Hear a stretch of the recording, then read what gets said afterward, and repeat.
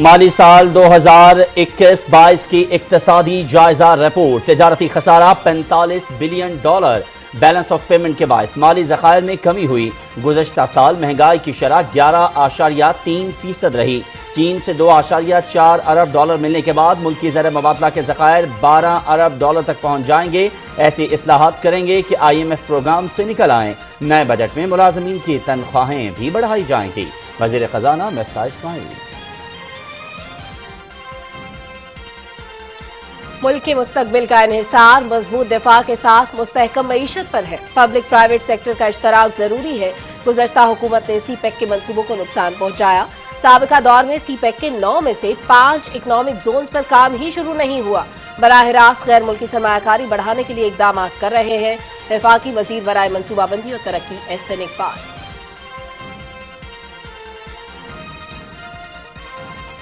6000 megawatt के बिजली मंसूबे ईंधन ना होने की वजह से बंद पड़े थे। गर्दशी कर्जा अब 2470 अरब रुपए तक पहुंच गया।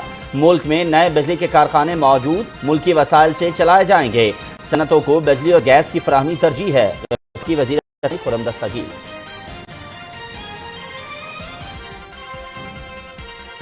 कारोबारी हफ्ते के चौथे दिन भी पाकिस्तान स्टॉक एक्सचेंज में तेज रुझान बरकरार।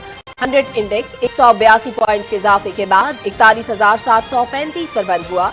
डॉलर के मुकाबले में रुपए की कदर में इस्तेहकाम रहा।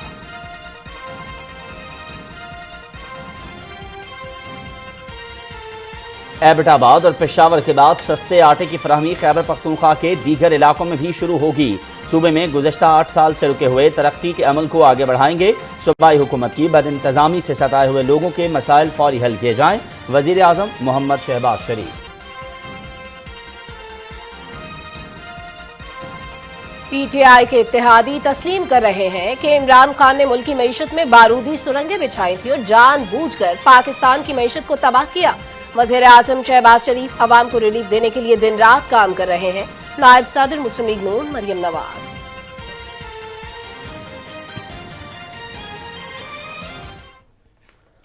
और रुकने कौमी असम्बली और मारूफ TV anchor doctor Aamir Liaquat Hussain Karachi में इंतकाल कर गए। नमाज जनाजा तदफीन का फैसला पोस्टमार्टम के बाद किया जाएगा। सदर ममलकत और वज़ीर आज़म समेत आला सियासी और समाजी शख्सियात का डॉक्टर आमिर लियाकत के इंतकाल पर इजहार अफसोस।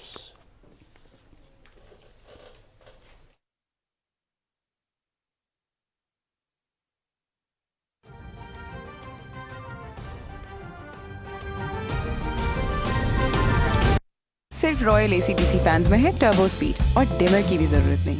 परमानेंट मैग्नेट मोटर से 50% बिजली बचेगी। बदले हवा के रंग रॉयल फैंस के संग। रॉयल साथ जिंदगी भर का। बढ़ रही है गर्मी, एहतियात है लाजमी। हीट स्ट्रोक के मुज़िर असरात से बचाव के लिए एहतियाती तदाबीर पर अमल लाजमी करें। धूप में गैर जरूरी घर से बाहर जाने से इज्तिनाब करें। बाहर निकलते वक्त सर को ढांपें। पानी बार बार पिएं और कोल्ड ड्रिंक से इज्तिनाब करें। एयर कंडीशन माहौल से अचानक बाहर न निकलें। खुले हल्के रंग के कपड़े पहने। तेज धूप और घुटन में मशक्कत से गुरेज करें। ज्यादा पसीने की सूरत में निमकोल, शिकंजबीन पिएं। तबीयत ज्यादा खराब होने की सूरत में मुतासिरा को फौरी ठंडी जगह पर लिटाएं और पानी की छींटे मारें या पट्टियां करें। तबीयत ना बेहतर होने की सूरत में मुतासिरा को फौरी करीबी अस्पताल मुंतकिल करें।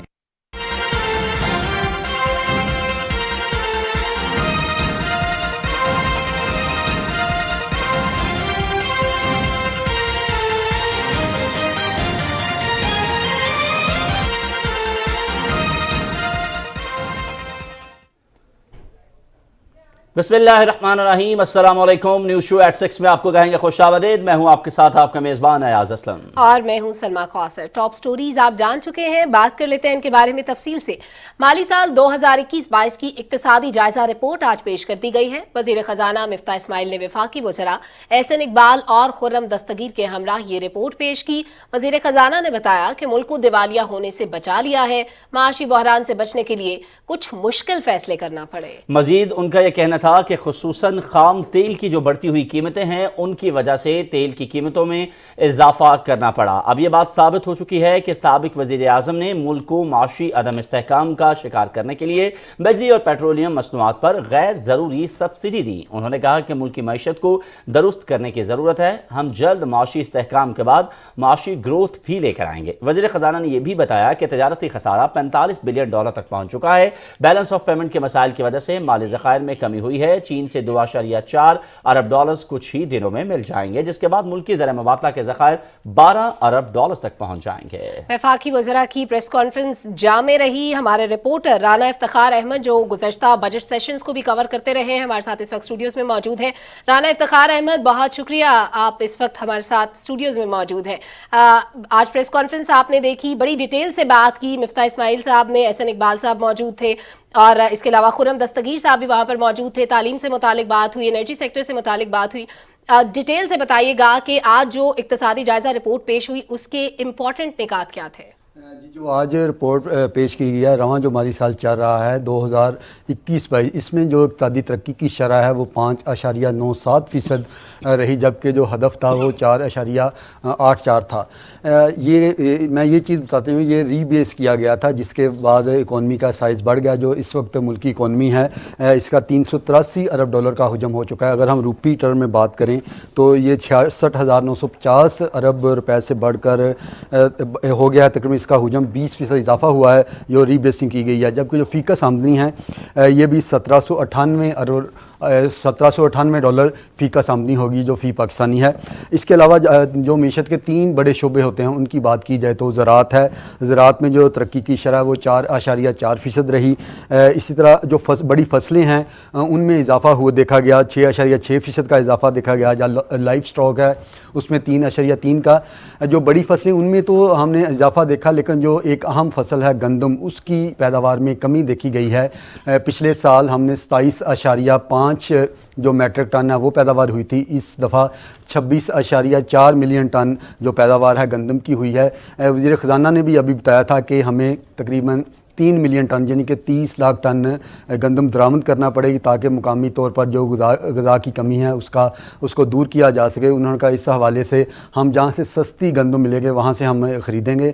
خاص طور پر انہوں نے روس کا ذکر کیا کہ اگر وہاں سے ہمیں سستی گندم ملے گی تو ہم وہاں سے خریدیں گے۔ اگر دیگر جو شعبے ہیں اکانومی کے ان کی بات کی جائے تو جو خدمات کا شعبہ ہے اس نے 6.2% کی شرح سے ترقی کی ہے، جبکہ جو صنعت کا شعبہ ہے اس نے 7.2% کی شرح سے ترقی کی ہے۔ جو بڑی صنعتیں ہیں ان میں 10.4% کی شرح سے ترقی دیکھی گئی۔ اسی طرح جو ٹیکس وصولیاں ہیں ان میں تقریباً 27% کا اضافہ ہوا ہے، اور یہ تقریباً اس کے ساتھ ساتھ جو ابھی آپ نے بتایا کہ جو خسارہ ہے تجارتی خسارہ وہ تقریباً 45 ارب ڈالر تک پہنچ گیا ہے۔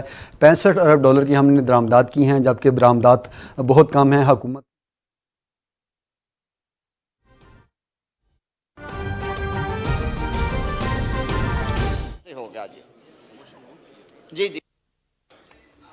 Now I put the amendment as moved by Senator Mushtaq Ahmed Khan to the House.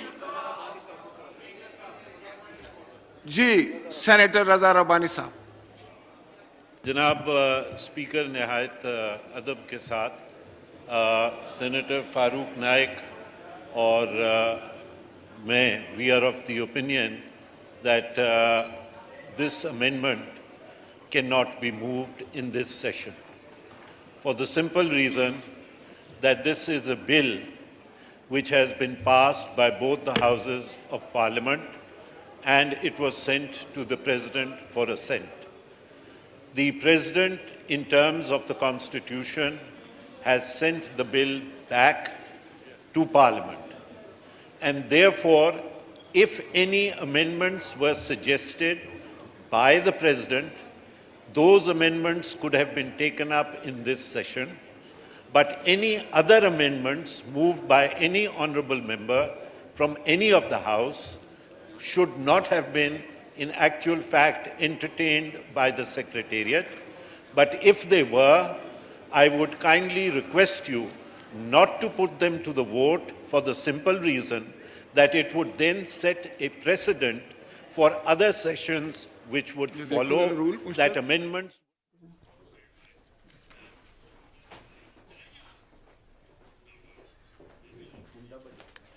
Senator Azhar Abbani parliament کے مشترکہ اجلاس میں اظہار خیال کر رہے تھے. اسپیکر راجہ پرویز اشرف کی صدارت میں اس وقت پارلیمنٹ کا جوائنٹ سیشن جاری ہے اور وزیر اعظم محمد شہباز شریف بھی اس سیشن میں موجود ہیں.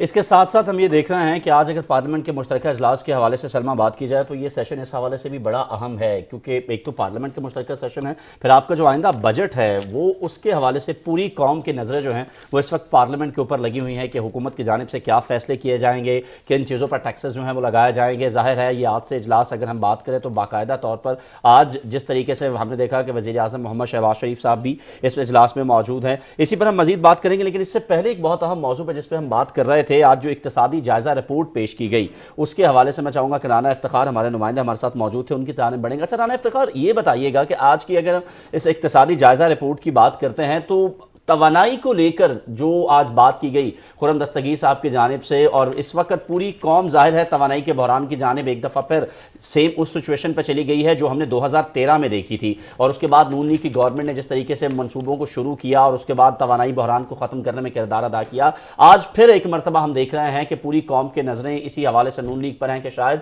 وہ منصوبے جو شروع کیے گئے تھے. تو اس حوالے سے تھوڑا سا بتائیے گا ذرا. بالکل 2013 میں جب مسلم لیگ نون کی حکومت آئی تھی تو آج جو وزیر توانائی ہیں خرم دستگیر، انہوں نے بتایا کہ اس وقت کی حکومت نے سی پیک شروع کیا جس کے تحت تقریباً 11,200 میگا واٹ بجلی کے جو منصوبے تھے ان پہ کام شروع ہوا، جس کے بعد 2018 تک ان منصوبوں میں کام ہوا، کچھ منصوبے مکمل ہوئے جبکہ کچھ پھر کام جاری تھا، جس کی وجہ سے اس دوران جو لوڈ شیڈنگ تھی وہ تقریباً ختم ہو گئی تھی. انہوں نے کہا کہ 3 بڑے منصوبے تھے، ایک کروٹ ہائیڈرو پاور کا، ایک شنگھائی کا جو تھر سے چل رہا ہے، جبکہ ایک اور تریمو کا. انہوں نے کہا کہ اگر ان 3 منصوبوں پر پچھلی حکومت کام جاری رکھتی اور بر وقت ان کو مکمل کیا جاتا تو آج لوڈ شیڈنگ کا جو عذاب ہے اس کو نہ جھیلنا پڑتا. انہوں نے کہا کہ ایک اس کی بنیادی وجہ یہ ہے کہ ماضی کی حکومت نے بر وقت جو LNG جو ہمارے زیادہ تر پلانٹ گیس میں ہیں ان کے لیے بر وقت گیس کے جو معاہدے نہیں کیے خریداری کے، اور ملک میں وقت پر وہ گیس نہیں آ سکی جس کی وجہ سے آج وہ بند پڑے ہیں. جب مہنگی گیس ہوئی تو انہوں نے معاہدے کیے. اس کے علاوہ آج جو انٹرنیشنل صورتحال ہے کیونکہ روس اور یوکرین کی جنگ کی وجہ سے سپلائی کے بھی مسائل ہیں، جس کی وجہ سے درآمدات جو پٹرولیم اور دیگر درآمدات ہیں ان میں مشکلات ہوتی ہے. اس لیے ہمارے پاس اتنی استعداد تو ہے لیکن ہم اتنی بجلی پیدا نہیں کر سکتے، مہنگی بجلی ہے. لیکن حکومت نے اب کچھ ایسے اقدامات کیے ہیں جو بند پلانٹ پڑے ہوئے تھے ان کو چلایا جائے گا تاکہ جو لوڈ شیڈنگ ہے اس پہ قابو پایا جا سکے. حکومت کی جانب سے جو اہم اقدامات کیے گئے ہیں وہ یہ ہیں کہ جو منصوبے بند پڑے ہیں ان کو دوبارہ سے چلایا جا سکے. بہت شکریہ رانا افتخار احمد، آپ ہمارے ساتھ موجود تھے، آپ کے وقت کے لیے. سلمان، جس طرح رانا افتخار ابھی ہمیں بتا رہے تھے کہ جو بہت سے ایسے منصوبے جو کہ توانائی کے منصوبے بند پڑے ہوئے تھے، جس طرح آج اقتصادی جائزہ رپورٹ میں پریس کانفرنس میں بھی بتایا گیا کہ 6,000 میگا واٹ بجلی جو پیدا کرنے والے منصوبے ہیں وہ اس وقت بند پڑے ہوئے ہیں، جن کو ہم نے جو آپ کا درآمدی فیول ہے اس سے چلانا تھا. یہی وجہ ہے کہ ملک کے اندر توانائی کا جو بحران ہے وہ شدید ہوتا جا رہا ہے. آج کی اقتصادی جائزہ رپورٹ ایاز نہایت امپورٹنٹ تھی. ہمارے ساتھ اس وقت موجود ہے ماہر معیشت توصیف زمان صاحب. بہت شکریہ توصیف زمان صاحب، آپ نے وقت دیا. سر، آج اقتصادی جائزہ رپورٹ پیش کر دی گئی ہے مالی سال 2021-22 کی. تمام سیکٹرز کے بارے میں بات کی گئی، آپ نے ملاحظہ کی ہوگی. اس کا ایک جامع انالیسز آپ کیا کریں گے، اور جو ہمارا بیلنس آف پیمنٹ کے ایشوز تھے اس بارے میں آپ کی رائے کیا ہے؟ الحمدللہ جی، جو اس جائزہ رپورٹ اور اس حکومت کے سیٹل ڈاؤن ہونے میں یقیناً ٹائم لگا، لیکن کاروباری کمیونٹی کے لیے یا عوام کے لیے اچھی خبر یہ ہے کہ ایک اسٹیبلٹی کی جو بنیاد ہے وہ رکھی گئی، جو کہ کاروباری برادری کا بھی بڑا شدید مسئلہ تھا، اور کافی ساری پالیسی ایشوز جو تھے وہ پینڈنگ چل رہے تھے. جو الحمدللہ نہ صرف یہ کہ اس سے اب جو پہلی امپورٹنٹ چیز ہوئی ہے کہ ڈالر جو ہے وہ اسٹیبل ہوا ہے اور اس کی ڈاؤن ورڈ جو اس کی پرائسنگ روپی کے مقابلے میں شروع ہوئی ہے. یہ ایک اچھی چیز ہے. اس کے بعد جو موجودہ اشاریوں میں سب سے اہم چیز یہ ہوئی کہ ہمارے جو بیلنس آف پیمنٹ میں پریشر تھا، IMF کے بعد جو چین نے ہمارے جو ریسورسز ہیں انہیں گارنٹی ہے کہ ہمارے جو ریزروز ہیں وہ انشاءاللہ $12 بلین سے نیچے نہیں آئیں گے، جس سے کہ ہمیں مزید اسٹیبلٹی کی طرف ہمارا سفر شروع ہوتا ہے. احسن اقبال صاحب نے ایک بڑی انٹرسٹنگ بات کہی کہ بلوچستان میں سب سے زیادہ ترقیاتی منصوبے شروع کیے جائیں گے. یہ ایک اتنا امپورٹنٹ چیز ہے کہ بلوچستان آدھا پاکستان نہیں، بلوچستان پورا کا پورا پاکستان ہے. اگر ہم بلوچستان کے آدھے ریسورسز کو بھی مینج کر جاتے ہیں تو نہ صرف یہ کہ ہم ایک خوشحال ملک بن سکتے ہیں بلکہ خود مختار ملک بن سکتے ہیں. جو اس کے ریسورسز ہیں وہ بہت تیزی سے ڈیولپ کرنے کی ضرورت ہے. اس میں چمن اسپیشل اکنامک زونز آلریڈی ایک بوستان اکنامک زون ہے وہ آ رہا ہے، گوادر میں جو ڈیولپمنٹ ہو رہی ہے منرلز کے حوالے سے، ایگریکلچر کے حوالے سے، فوڈ پروسیسنگ، ان سارے حوالوں سے جو ڈیولپمنٹ ہے اس میں مجھے لگتا ہے کہ آنے والے سال میں بلوچستان تبدیلی کا جو ماخذ ہوگا اور پاکستان کے لیے بہت ساری اچھی خبریں لے کے آئے گا۔ ساتھ ہی ہم نے دیکھا کہ ٹپیکلی ایک طرف جو حکومت نے اعلان کیا کہ آنے والے سال میں جو ملازمین ہیں ان کی تنخواہوں میں اضافہ کیا جائے گا، دوسری طرف جو ڈیولپمنٹ کے جو بجٹس ہیں اس کو ری شفل کیا گیا ہے۔ اس میں میری حکومت سے درخواست ہوگی کہ جو بجٹ بنانے کا پروسیس ہے جس میں ڈیولپمنٹ کے جو بجٹس ہیں انہیں رکھا جاتا ہے، اسے پروبیبلی ہمیں ری اینالائز کرنے کی ضرورت ہے کہ وہ کیا عوامل ہیں کہ جن کے اوپر بجٹ جو ہے اور جو ریسورسز جو ہیں مختلف محکموں کو مہیا کیے جاتے ہیں۔ یقیناً جب پی ایس ڈی پی کا پروسیسز شروع ہوتے ہیں تو وہ ایک بہت ہی انٹرسٹنگ پروسیس ہوتا ہے، ہمیں اس ایریا کو اگر ہم کور کر جاتے ہیں، اور دوسری طرف اس سے زیادہ جڑا ہوا جو طریقہ ہے کہ جو ہم صوبوں کو ریسورسز دیتے ہیں کیپیسٹی کا مختلف وزارتوں کو کہ آپ نے یہ پیسے خرچنے ہیں، اس کی کیپیسٹی بلڈنگ کے وہ پیسے خرچے جائے، وہاں پہ ڈیولپمنٹ کے جو ریسورسز اویلیبل ہیں ان کو آپٹیمل یوٹیلائز کیا جا سکے۔ ساتھ ہی ایچ ای سی کے لیے فنڈ کی بہتری کا اعلان کیا گیا ہے۔ تو یہ وہ سارے عوامل ہیں کہ جس میں آنے والا سال ہم امید کرتے ہیں کہ بہتری کی طرف جائے گا، اسٹیبلٹی کی طرف جائے گا، اور عوام اور کاروباری community would get back to work again. جی توصیف صاحب یہ فرمائیے گا کہ حکومت کی جانب سے یہ فیصلہ کیا گیا ہے کہ ایسی اصلاحات جو ہیں وہ کی جائیں گی جس کی وجہ سے ہم آئی ایم ایف کے پروگرام سے نکل آئیں گے، ہمارے لیے یہ کتنا ضروری ہے کہ ہم آئی ایم ایف سے اپنی جان چھڑوائیں؟ کیونکہ پچھلی جتنی حکومتیں گزری ہیں ان سب کی جانب سے یہ بات کہی تو جاتی رہی لیکن بدقسمتی سے ہم اپنی آئی ایم ایف سے جان نہیں چھڑا سکے۔ ایک تو یہ کہ اس حکومت کی جو مجھے بات پسند آئی کہ جو معاشی اصلاحات کا جو پروسیس تھا وہ عام طور پہ جاری رکھا گیا عمومی طور پہ، جو پچھلی حکومتوں کے فیصلے جس میں معیشت کی بہتری کے فیصلے تھے وہ یہ کنٹینیو کر رہے ہیں۔ تو ایک معاشی کنسنسس ایک ڈیولپ ہوا ہے کہ جس میں اچھی چیزوں کو کنٹینیو کیا جا رہا ہے، چاہے وہ احساس پروگرام ہو، اسے بے نظیر انکم سپورٹ پروگرام کہا جا رہا ہے، تو وہ اگر ہو رہا ہے تو اس میں بھی بہتری آ رہی ہے۔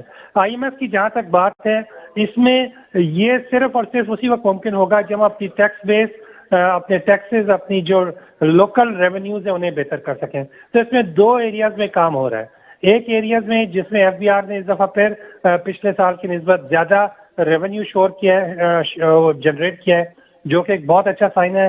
کاروباری برادری کے دو امپورٹنٹ جو مطالبے تھے، ایک مطالبہ یہ تھا کہ نئے ٹیکس پیئرز کو ایڈ کیا جائے، ٹیکس نیٹ کو بڑھایا جائے۔